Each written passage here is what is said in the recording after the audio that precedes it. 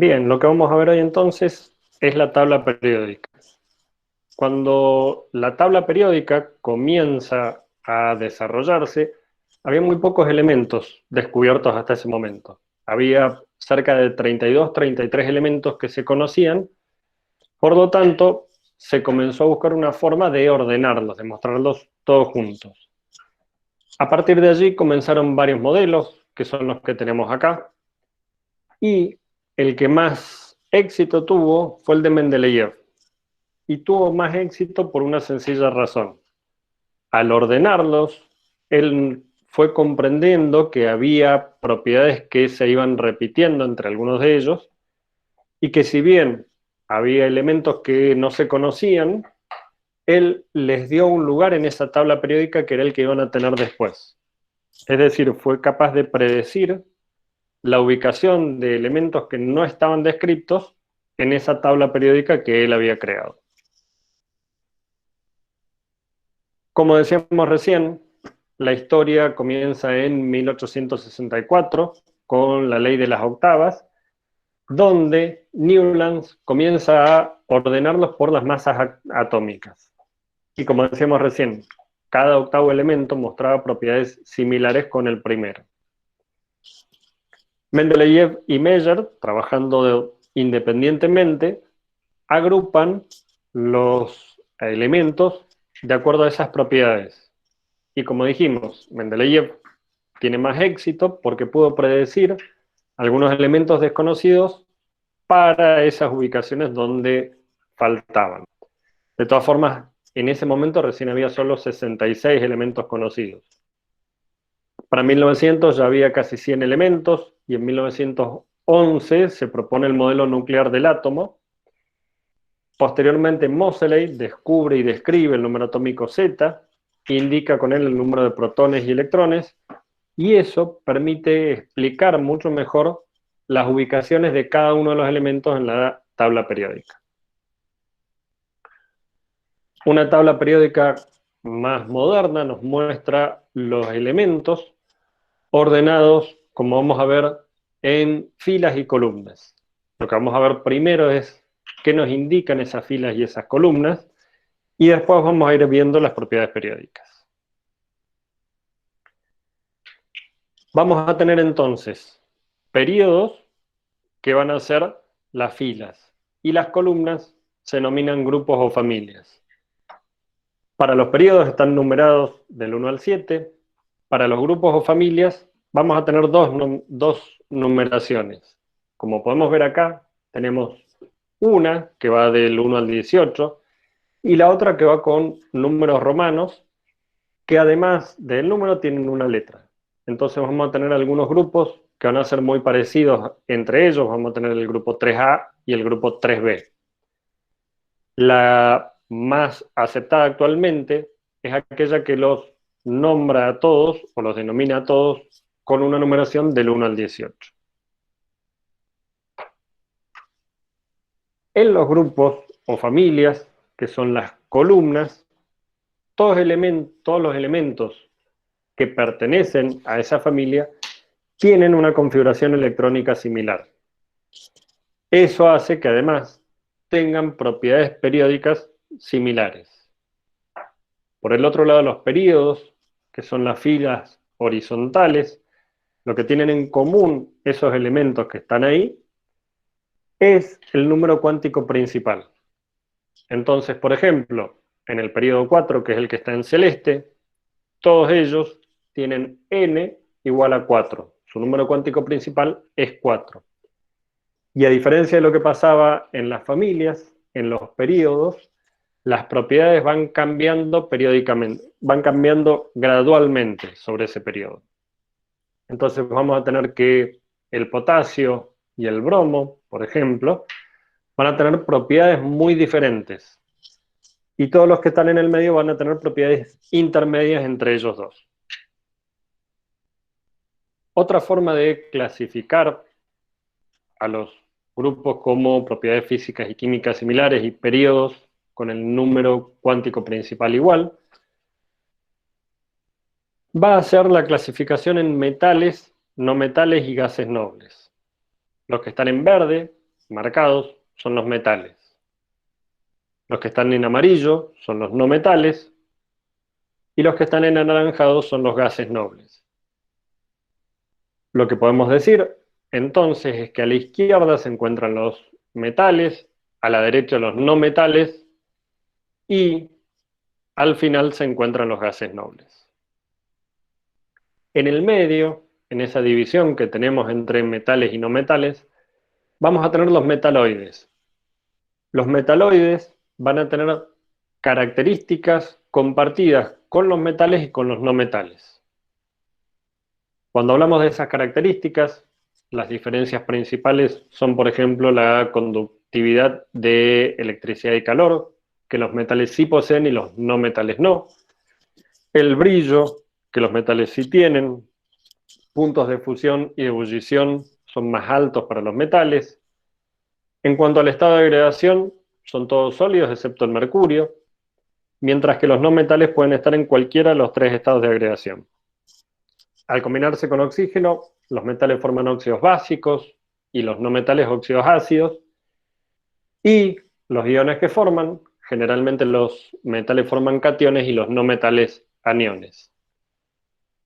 Nosotros estamos mucho más acostumbrados a observar las propiedades de los metales, porque los metales los vemos en nuestra vida cotidiana y los tenemos un poco más presentes. En cuanto a los no metales, que tal vez no los tenemos tan en cuenta, son a los que tenemos que prestarle un poco más de atención para conocer sus propiedades.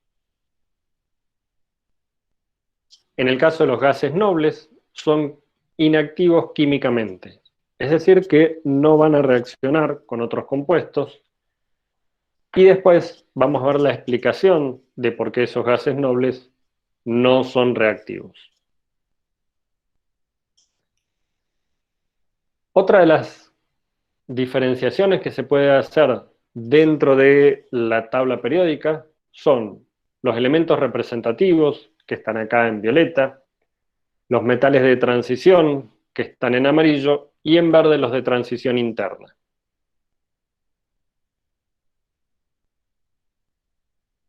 Recién hablábamos de la clasificación periódica y la distribución de electrones. Cuando se conocieron los números másicos y los números atómicos, ahí se entendió el por qué, o se explicó aún mejor, por qué las propiedades periódicas iban variando. En los representativos, nosotros vamos a tener el último nivel incompleto. Cuando decimos incompleto, quiere decir que podemos seguir agregándole electrones hasta completar ese nivel. Los gases nobles o inertes tienen el último nivel completo, mientras que los de transición tienen los dos últimos niveles incompletos y los de transición interna tienen los últimos tres niveles incompletos. En la misma tabla periódica nos va a indicar la configuración electrónica y lo que nos va a mostrar específicamente es el último nivel que tiene ocupado. Dentro de esos niveles nos va a decir el orbital que tiene incompleto o el último orbital que tiene con electrones. Por ejemplo, en el grupo 1A, todos los elementos que pertenecen a ese grupo tienen un electrón en el último orbital S que poseen. El hidrógeno tiene en el 1S un electrón, el potasio en el 4S tiene un electrón. Y eso va a suceder con todos los elementos que tenemos en los diferentes grupos. En el 2A van a tener dos electrones en ese orbital S.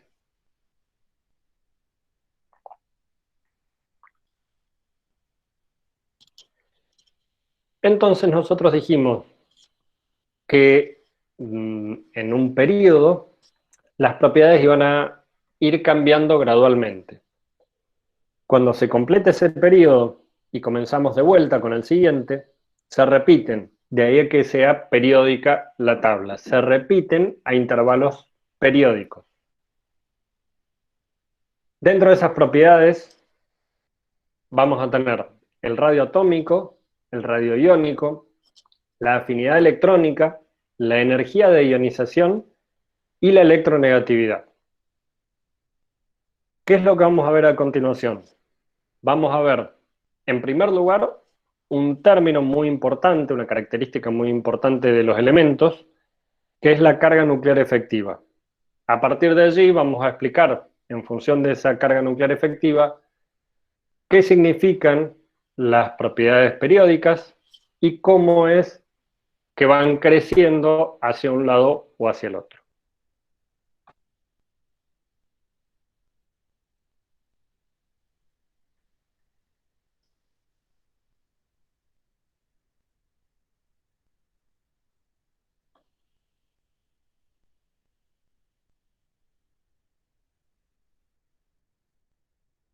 Cuando hablamos de carga nuclear efectiva y efecto de apantallamiento, lo que vamos a estar hablando es cuál es la carga real que sienten los electrones que están más alejados, los más externos, y que son los que, al final de cuentas, nos van a dar las propiedades de cada uno de esos elementos.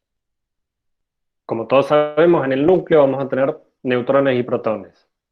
Los protones tienen carga positiva que atraen a los electrones que están alrededor. Pero ¿qué es lo que pasa? Esas cargas positivas que tenemos en el núcleo se van de alguna forma neutralizando con los electrones que tenemos en las capas más internas. Entonces, por ejemplo, si en este núcleo tuviéramos 5 protones, estos 3 electrones que tenemos acá van a consumir, por así decirlo, o van a neutralizar 3 de esas cargas positivas. Entonces, la carga total que van a ver estos electrones no es de más 5, que es lo que tenía el núcleo, sino que va a ser de más 5 menos estos 3. Cada uno de estos electrones va a haber una carga total de más 2. Va a haber un filtro en el medio, un apantallamiento de estos 3. Estos 3 electrones, que son los más internos, van a ver la carga total del núcleo. Van a ver los 5 protones. Para calcular entonces la carga nuclear efectiva, lo que vamos a hacer es al número de protones le vamos a restar el número de electrones internos al cual nosotros estamos queriendo calcular. Con eso en mente, lo que nosotros vamos a comenzar a ver son las propiedades periódicas. La primera de ellas es el radio atómico. Profe, ¿puede volver que no escribí la fórmula? Profe, yo le quería hacer una consulta con respecto a Sí. lo que explicó recién, que dice la carga nuclear efectiva entonces es igual al número de protones del núcleo Z menos el periodo de electrones S. Es decir, que lo que se le resta es directamente todos los niveles S. Se saca la cuenta. S en este caso no tiene que ver con los electrones S, sino que es un número. Es el número de electrones internos. No solo los S, sino que le vas a restar todos los electrones que tengas en las capas internas que vos estás viendo. Ok, ¿y cuáles quedarían en la barrera de afuera, digamos? Los últimos electrones, los que quedan en el último periodo, digamos. Claro, los más externos, que son los que vas a Los más utilizar externos, después para hacer las bueno, uniones, pero vos lo podrías calcular para capas, para niveles intermedios. Ya lo eso vamos era, a ver, claro, ya lo vamos a claro. ver con otro ejemplo, Un donde vos ejemplo, puedes, sí, por en las ejemplo, oxidorreducción, los electrones que cede o los electrones que cede o que suma para completar los niveles, digamos. sí, en realidad todavía no estamos hablando de las reacciones, pero por ejemplo, en el sodio, que vos tenés 11 protones y 11 electrones, vos vas a tener internos, en el último nivel tenés un único electrón. Sí.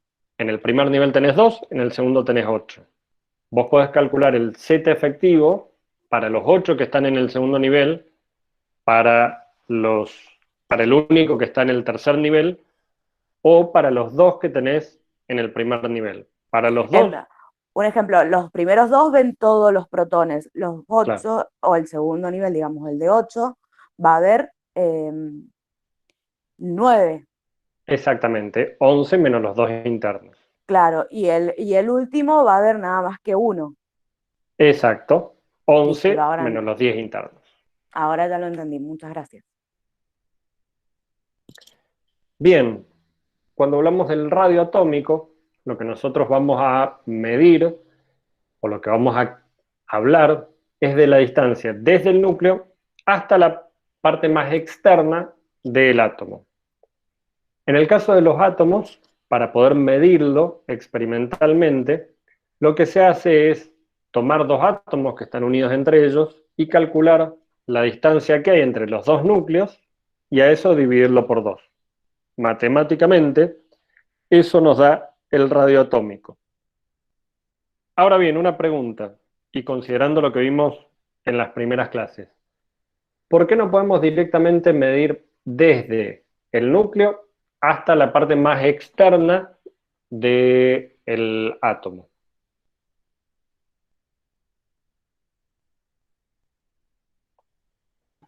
Porque ahí no está con ningún otro átomo. Va por ese lado. Porque los electrones se repelen, entonces cada vez es más grande el radio. Va queriendo. Porque no tienen forma definida o... Ahí va. A eso vamos apuntando. Cuando nosotros hablamos de un átomo, sus electrones están en orbitales. La definición de orbitales era la región donde hay mayor probabilidad de encontrar un electrón. Que haya mayor probabilidad nos dice que hay mayor probabilidad de que esté por acá a que esté por acá, pero puede estar ahí. Entonces, no se puede medir directamente el radio atómico con un solo átomo porque no sabemos dónde termina exactamente ese átomo. Cuando nosotros lo tenemos interaccionando con otro átomo, las distancias se mantienen y nosotros podemos calcular cuál es la distancia entre esos dos núcleos. En el caso del radio atómico, lo que vamos a ver en la tabla periódica es que, acá tenemos los valores, va a ir aumentando a medida que bajamos en la tabla periódica. Y va a ir disminuyendo a medida que nos movemos de izquierda a derecha. Esto también lo podemos ver con estos mapas de relieves que tenemos acá. La explicación es por lo que hablábamos recién. Nosotros, en este periodo 3, tenemos al sodio y al cloro en los extremos. Para el sodio y para el cloro tenemos en cada uno de ellos 11 protones y 17 protones en el núcleo. En el último nivel tenemos un electrón para el sodio y 7 para el cloro. En la capa interna de los dos, es decir, en el nivel 1 y en el nivel 2, en total los dos tienen 10 electrones. Al tener 10 electrones, el electrón más externo del sodio siente una carga de más 1 y cada uno de los electrones que están afuera del cloro sienten una carga de más 7. Por lo tanto, cada uno de esos electrones que sienten la carga de más 7 van a estar más atraídos hacia el núcleo del cloro. Va a ser más chico el cloro que el sodio. Por eso, en el periodo, va a ir aumentando de derecha a izquierda. Y cuando nos movemos en una familia o en un grupo, es más sencillo porque a medida que nos movemos van aumentando los niveles energéticos. Mientras más cantidad de niveles energéticos tenemos, el átomo es más grande. Y esto es lo que tenemos explicado acá en palabras. Básicamente, cuando nos vamos moviendo hacia abajo, el número cuántico principal aumenta y cada nivel es más grande que el anterior, por lo tanto, el francio es mucho más grande que el litio. Si nos movemos dentro de un periodo, lo que nos interesa mucho más ahora es la carga nuclear efectiva, Y lo que vemos es que el cloro tiene una carga nuclear efectiva de +7, el sodio de +1, por lo tanto, en el cloro, esos electrones externos están más atraídos hacia el núcleo. Cuando se forman iones, lo que nosotros vamos a ver es, por un lado, que cuando se forma un catión, se pierde un electrón. Ese electrón que se pierde, uno o más, van a ser del último nivel. Por lo tanto, por ejemplo, en el sodio, cuando se pierde ese electrón y se forma el catión sodio, lo que vamos a haber perdido además es un nivel energético. Al perder un nivel energético, el ion, el catión, es más chico que el átomo original. En el caso de los cationes, entonces, siempre son más grandes que el átomo neutro que le dio origen. Acá podemos ver las tendencias de Profe, cationes y ¿no iones. sería al revés? ¿Por qué? ¿No está diciendo que cuando se une un electrón y queda como catión, el átomo es más chico, no más grande? No, el átomo neutro es el más grande. El catión es el más chico. Ah, lo dijo al revés, por eso lo preguntaba. Está bien, entonces lo entendí. Acá tenemos entonces las tendencias de cada uno de ellos, donde vemos que el catión siempre es más chico que el átomo neutro original. En el caso de los aniones, es al revés. El anión es más grande que el átomo neutro. Como decíamos recién, en el caso del catión, al perderse un electrón, el ion queda más pequeño. En el caso de los aniones, al agregarse un electrón, lo que sucede allí es que hay mayor repulsión entre las cargas negativas que ya teníamos y la nueva. Como tenemos más repulsiones al tener más electrones, nosotros ahora vamos a tener un anión que va a ser más grande que el átomo neutro original.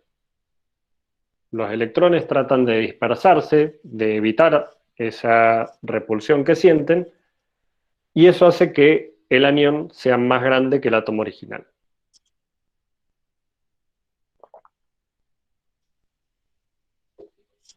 Acá tenemos simplemente las conclusiones de lo que acabamos de decir y de por qué la diferencia de tamaños. Otra de las propiedades que vamos a ver son la afinidad electrónica y la energía de ionización. En el caso de la afinidad electrónica, me mide la afinidad que tiene un átomo por un electrón. En el caso de la energía de ionización, me mide la facilidad con la que un átomo pierde un electrón. Cuando nosotros hablamos de afinidad electrónica, lo que hace el átomo al ganar electrones es estabilizarse energéticamente. ¿Por qué? Porque va a tender a completar su octeto. El último orbital completo les da mayor estabilidad, ya que ahora también se parecen a los gases nobles, y eso hace que al adquirir uno o dos electrones, también liberen energía. Cuando nosotros vemos la tendencia en un periodo a la afinidad electrónica, vemos cómo va variando levemente hasta bajar mucho cuando llegamos al último elemento de ese periodo. Cuando vemos los valores, podemos ver cómo varían y quiénes son los que tienen valores más altos. El flúor, que es el que está acá, es el que tiene el valor más alto de afinidad electrónica, mientras que en el otro extremo tenemos los valores más bajos de afinidad electrónica. ¿Qué es lo que sucede? Como dijimos recién, es la energía que se libera en un átomo cuando gana un electrón. ¿Por qué se libera más energía con los que están acá? Porque adquieren la configuración de la configuración electrónica del gas noble que está próximo, completan su octeto y eso les da mayor estabilidad. Por eso aumenta de izquierda a derecha. Y por el otro lado, va a aumentar de abajo hacia arriba, porque en los que tenemos más arriba, el átomo es más pequeño.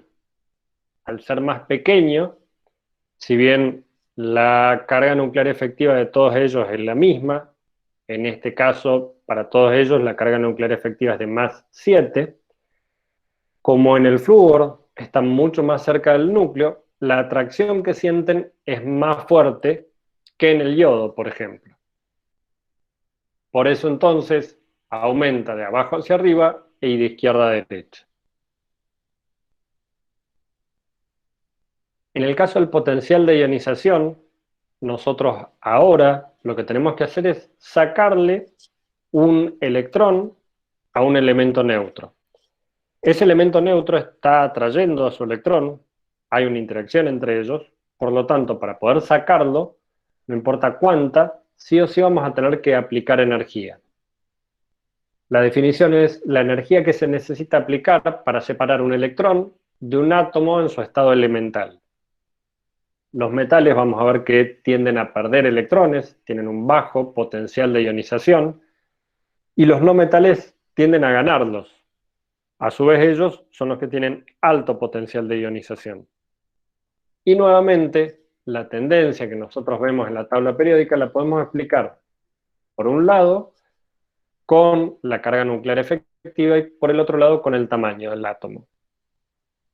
Cuando nos movemos de abajo hacia arriba, vemos que aumenta el potencial de ionización. Tenemos que hacer o aplicar más energía para sacarle un electrón al litio que al francio.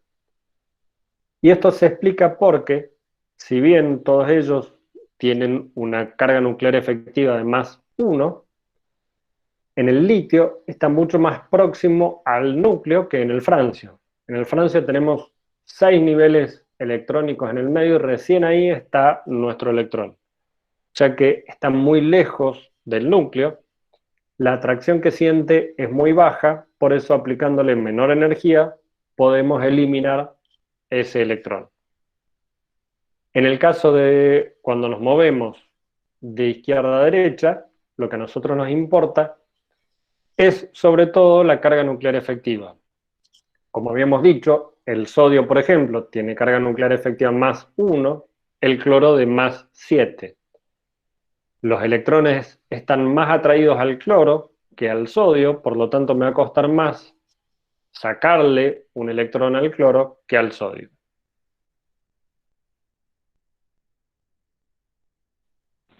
Profe, Sí, ¿es lo mismo energía de ionización que potencial de ionización?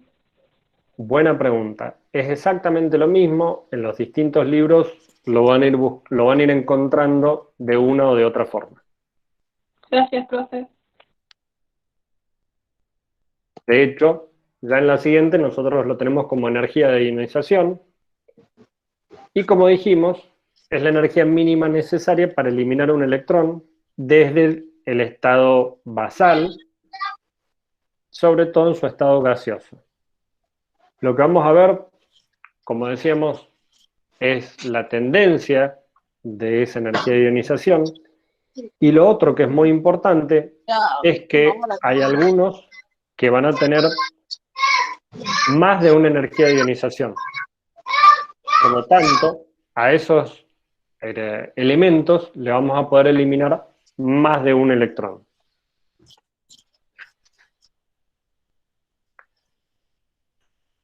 Y como dijimos, dentro de cada grupo la energía de ionización disminuye al aumentar el número atómico, y esto es resultado del apantallamiento. Acá tenemos un esquemita donde nos muestra con barras a cuáles de los elementos le tenemos que aplicar mayor energía para poder eliminarle los electrones.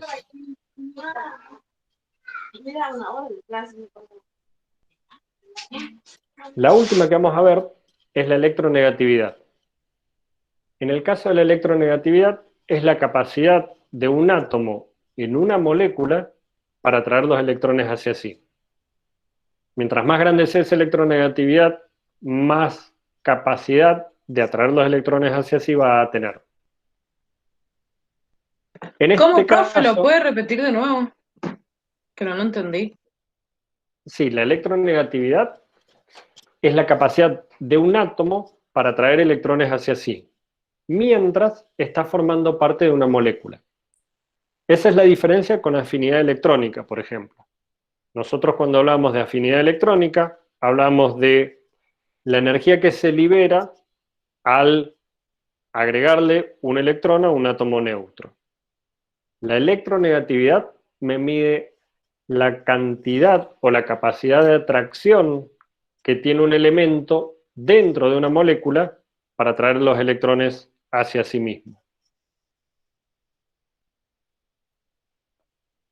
Y lo que vamos a ver es que va a aumentar en un grupo de izquierda a derecha, perdón, en un grupo de abajo hacia arriba y en un periodo de izquierda a derecha.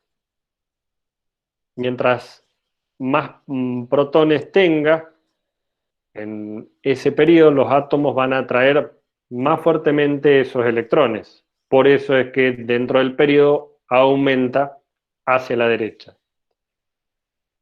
Y en un grupo aumenta hacia arriba porque, si bien tienen una carga nuclear efectiva similar, lo que vamos a ver es que están más próximos al núcleo mientras más arriba estén. Al ser más chicos esos elementos, vamos a tener mayor atracción por esos electrones. Acá tenemos los valores de electronegatividad para cada uno de los elementos y básicamente lo que podemos ver es esa tendencia. Si se han fijado, muchos de los valores que tenemos para el hidrógeno no se corresponden con esta tendencia. De hecho, el hidrógeno, vamos a ver que tiene un comportamiento bastante inusual para la posición que ocupa en la tabla periódica.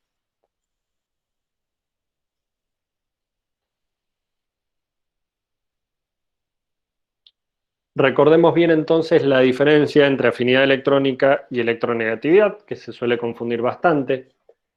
Dentro de la electronegatividad, nosotros vamos a estar hablando de elementos que están formando parte de una molécula.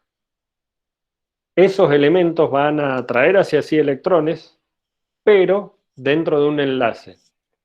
Mientras que en la afinidad electrónica le estamos agregando electrones a un elemento aislado.